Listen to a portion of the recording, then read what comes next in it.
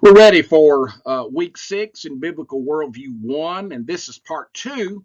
And we basically just continue where we left off in part 1, where we highlighted the I guess the failures on the part of Saul as the first king of Israel. And because he had proven so dramatically that he was unworthy to be king, God leads Samuel to anoint a new king. And this time, instead of the people, God is the one who's going to select the next king.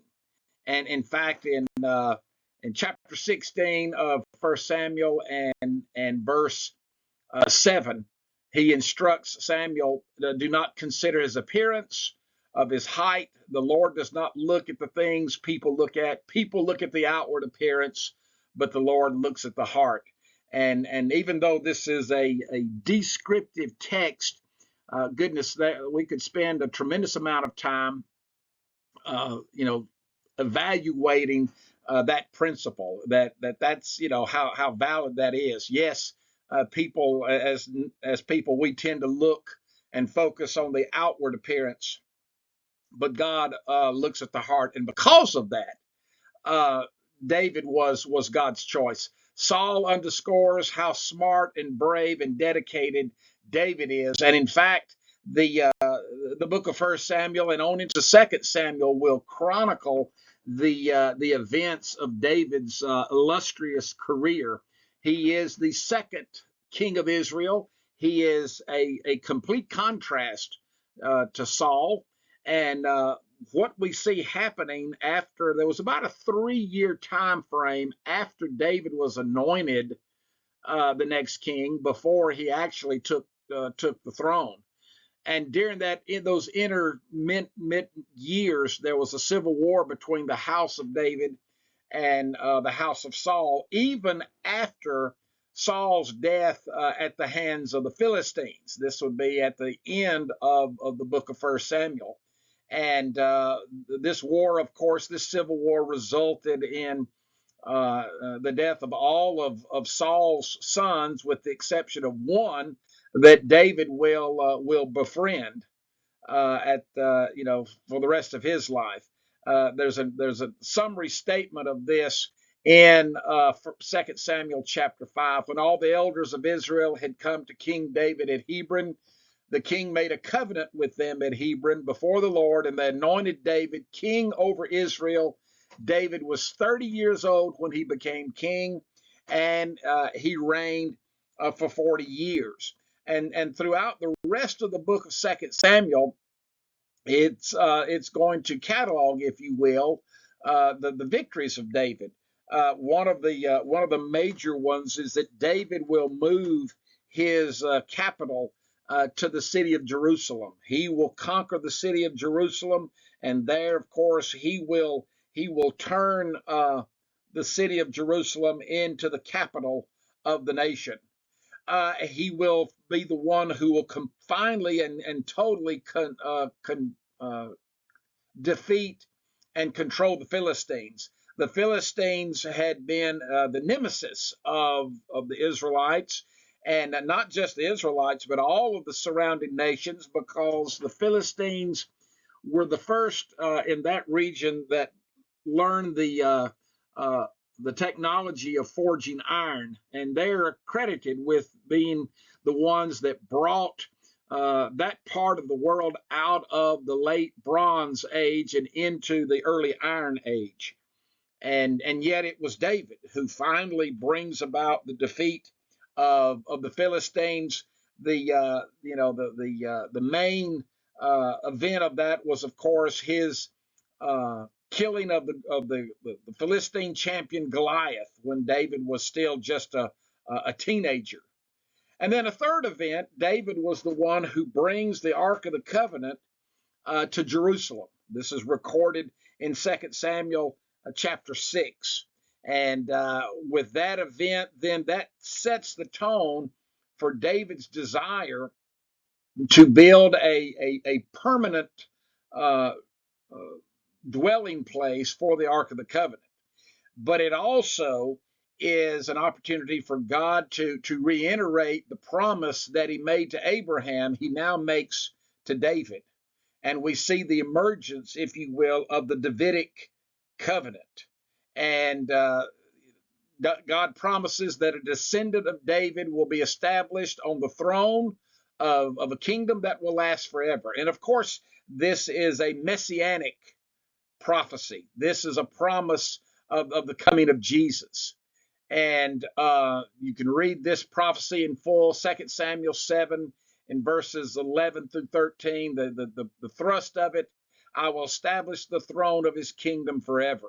And we're going to talk more about that next week when we talk about, the Davidic line and basically what happened. Well, David was not perfect. In fact, I reiterate this because we talked about this in an earlier session. These are not perfect people. And the Bible is very thorough in presenting the full story. And we read of the lapses of faith in all of these characters, even those that later on in the New Testament, in the book of Hebrews, the Hebrew writer would call them people of faith.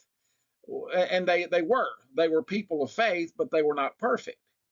And of course, unfortunately, David is probably best remembered for one of his major moral lapses, where he seduces a married woman while her husband was off in battle, and then ultimately has her husband killed in order to cover up his sin. And a lot of times people look at that whole scenario and they say, well, David only really committed one major sin, and that was he committed adultery. But look at the fallout from it. He committed adultery. He lied about it. He stole another man's wife. He coveted another man's wife, and then ultimately he committed murder. So we're up to half of the Ten Commandments right there, and it would be a sad story indeed had it ended there. But of course, we read of David's repentance, and yet the after effects of that. We're going to see his kingdom basically unravel over the course of the next several decades because of his actions in that regard. And so on the backside of this moral nightmare that David had created, uh, it is a very crucial point of this entire scenario. Uh, David then determines that he wants to build the temple, and you may read these passages at your own leisure. But he buys the property for this from a man, the threshing floor of Araunah, and he gives Araunah a fair market price for the property. And David, petitions the Lord about building a house for the Lord, and the Lord says, "No, I won't. I won't allow you to do that, but I will allow your son to." And that kind of transitions us into the career of the third of the kings of Israel in the united monarchy, and that would be David's son Solomon. The books of First and Second Kings follow right on the heels of Second Samuel, and as First Kings begins, David has grown old. He's about to die, and although he has several wives and numerous sons, he follows the insistence on the part of Bathsheba that he anoint or has her son Solomon anointed as the next king.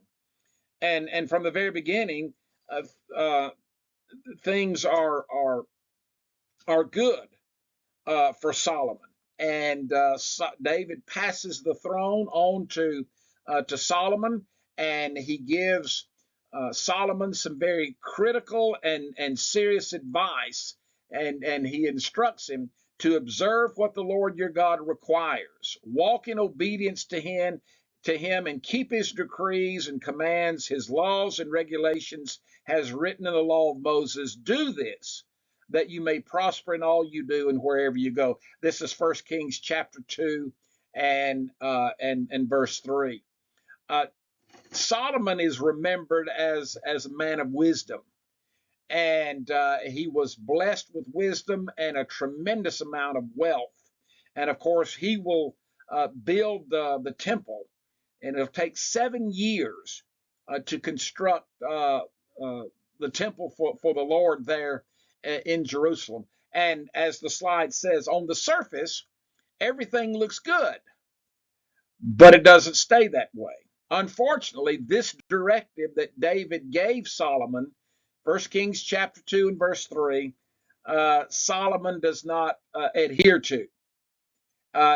In God's directive, in fact, back even before Saul became king, Samuel had directed Saul to 3 things. One, do not accumulate large numbers of horses, because then the king would put his trust and his faith in his own might and in his own power.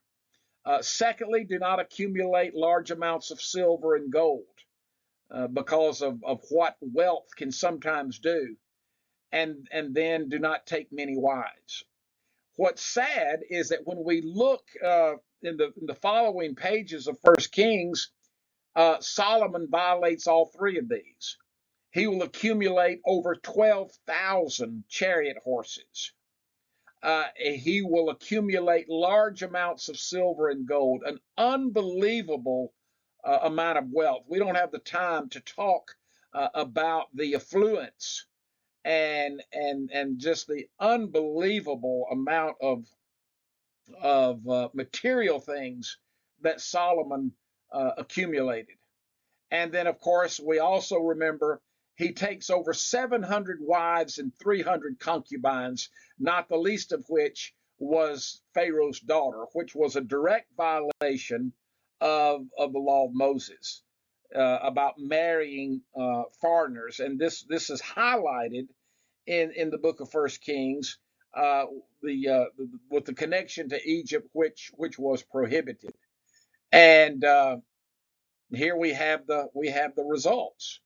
Solomon did evil in the eyes of the Lord and did not follow the Lord completely, as David his father had done. And he built a high place for all of these pagan idols, Chemosh and Molech.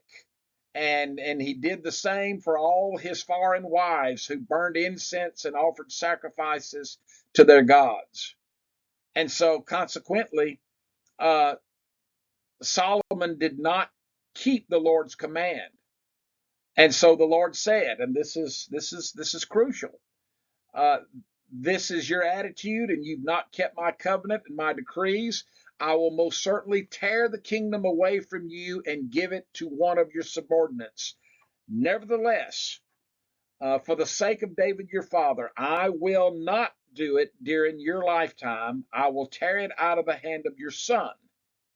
And so what we have here is God telling Solomon that even though the kingdom is intact right now, it's not going to stay that way.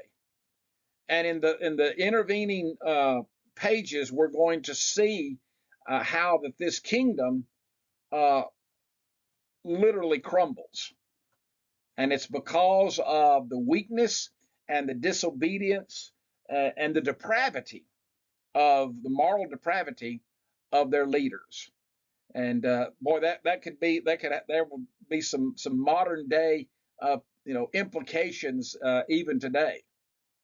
Well, we'll stop at this point, and then we'll continue with part 3.